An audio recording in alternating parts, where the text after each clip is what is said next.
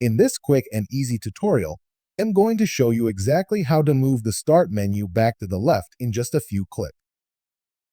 All right, let's get started. Here's what you need to do to fix it. First, right-click an empty area of your taskbar. You'll see a menu pop up.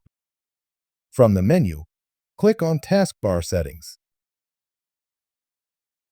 This will open up a new window where you can customize how your taskbar works.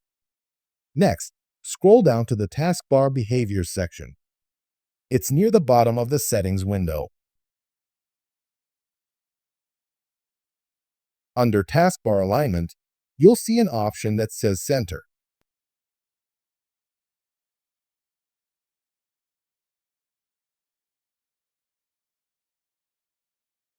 And there you go. Your Start menu is back where it belongs on the left side of the screen. And that's all there is to it.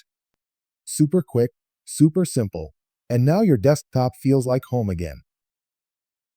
If you found this video helpful, make sure to give it a thumbs up, subscribe to the channel for more Windows 11 tips and tricks, and let me know in the comments what other tutorials you'd like to see.